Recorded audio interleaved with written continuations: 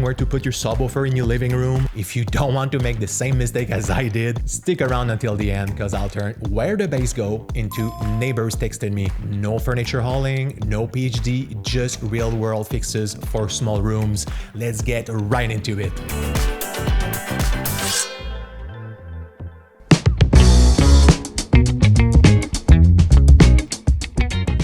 Hey folks, welcome back to the apartment audiophile, where we chase perfect sound between shared walls, limited space, and neighbors who already hate us for owning a sub. If it's your first time here, I'm Charles Pepin, and I grew up with a dad that has gear addiction syndrome for hi-fi equipment. I became a musician as a teen, and I spent the last 15 years in video production. So yeah, my ears are both trained for music and movies. If it's not already done, make sure you hit subscribe and hit that bell notification to never miss a video. It is the best way to support this channel and all the hard work we put in it. So thank you for subscribing. Building a community of hi-fi enthusiasts that are not snobby is really my goal here.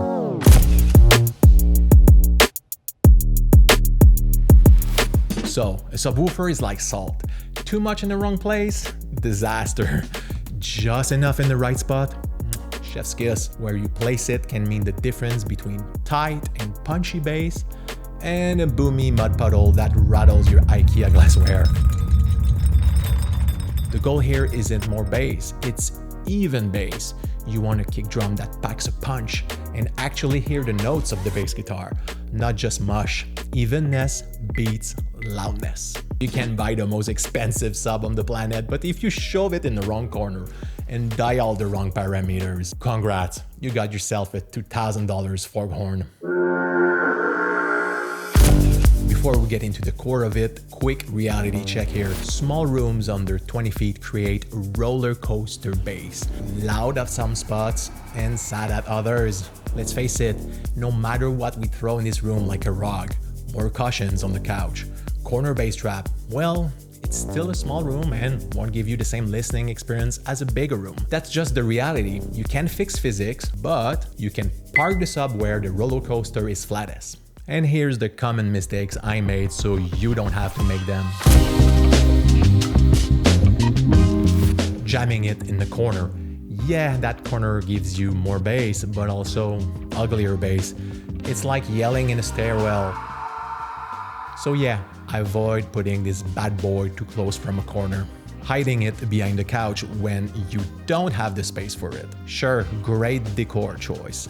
Terrible acoustic one. You're basically smothering it with pillows. It's a big no-no. If you want to do this, make sure you have enough space between your couch and the wall behind. Putting it next to your turntable just because it fits. Cause yeah, more shaking and vibration is exactly what your needle needs. So Charles, how to find the right spot, you may ask? Before we start, make sure you have a subwoofer cable that is long enough. I will suggest that you get 25 feet at minimum, depending on the size of your room. Also, get yourself some masking tape that will be useful to mark the good placement spots. Okay, let's get nerdy. The easiest way to find your sub's sweet spot is what geeks call the subwoofer crawl. You've probably seen it 100 times by now, and if not, let me tell you something, you don't need to literally crawl in your living room like Gollum.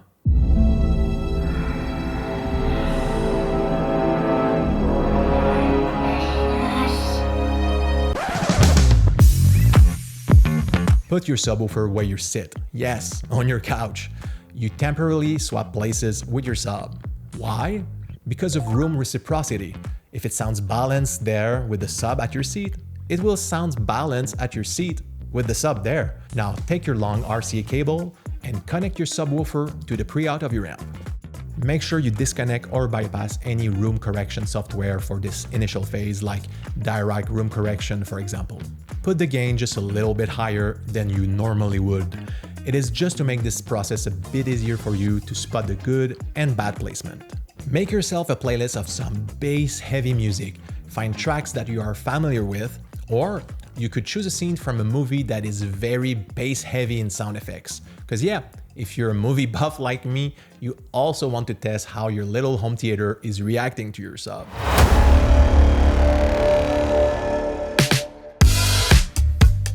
Now the fun part. Yes, you can crawl around the room on your hands and knees like a hi-fi detective, or you can just crouch down and listen. Find the spot where the bass sounds tight, clear, and punchy. Not boomy, not hollow, just right. Pay attention to boominess. Avoid spots that sound overly boomy or muddy. Smoothness. Look for spots where the bass sounds even and balanced. Clarity. Identify locations where the bass is well defined and not lost in the mix. Volume. Note if the bass is significantly louder or quieter in different areas. Even small moves of 2-4 inches matter, so don't rush it. Take your time to move your sub as much as you can. A bit forward, a bit backward, a bit on the side. You get the point. With your masking tape, mark that spot. That's where your sub wants to live. It's like bass feng shui.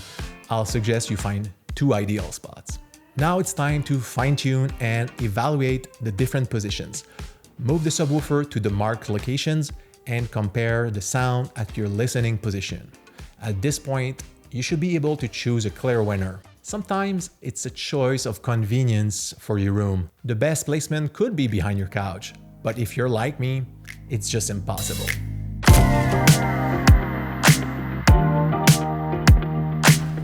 This is where you also want to take your time to fine-tune these 3 knobs: crossover, phase, and gain.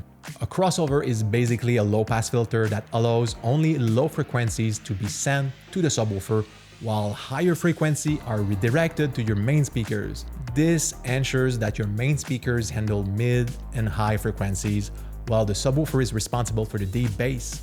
You can set the crossover frequency directly on your subwoofer, your phone app like the SVS app if you have it, or on your AV receiver.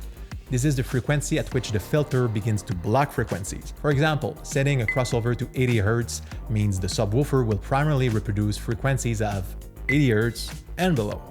I'll suggest that you set the crossover at 80 Hz as a clean starting point. Also, if you have big floor stand speakers, you might want to lower your crossover frequency to get the most out of your floor stands.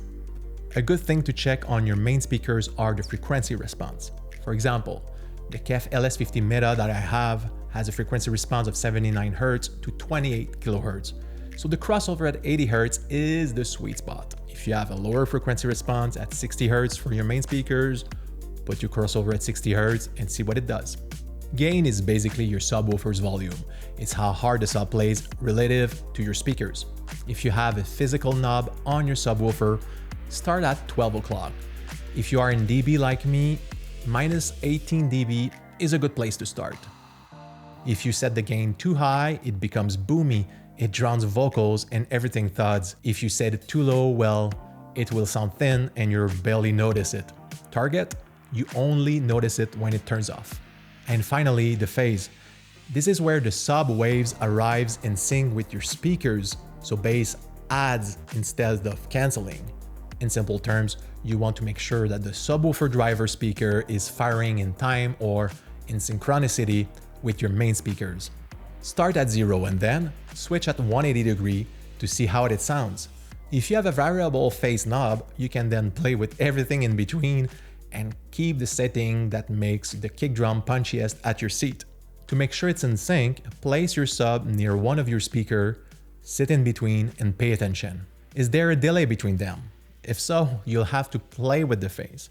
For that, you'll need someone else to help you to dial and play with the phase while you stay in between your speaker and the sub to evaluate the sound. When it locks in the middle and sounds balanced and in perfect timing, you're good to go. In small rooms like ours, bass bounces around like a toddler after cake, so here's some extra tips to tame it. Use isolation pads or feet, like these ones, so you can decouple your sub from the floor. You'll get cleaner, tighter sounding bass and less buzz and rattle, and your neighbor's ceiling will also thank you. Use room correction software or apps like Direct Live or Odyssey. They help a ton, not only to help balance your sound according to your room, but also to balance equally the gain between your speakers. Because yes, your left, right, center speaker might not play at the same volume. With a test tone, you can dial exactly the same gain for each one of your speakers. Subwoofer placement isn't magic, it's trial and error, and a little crawling around like a weirdo, but once you get it right, the payoff is huge. You'll get bass that's tight, deep, musical, and not just a thumb in your chest or an angry knock from downstairs. It should be something whole. If not, maybe your sub is over or underpowering. Try it out and let me know how it goes. And hey, if your neighbor complains, just tell him it's part of your healing frequency therapy. Don't forget to like, subscribe, and leave a comment about where you put your sub. Catch you next time on the apartment audiophile, where small space meets big sound.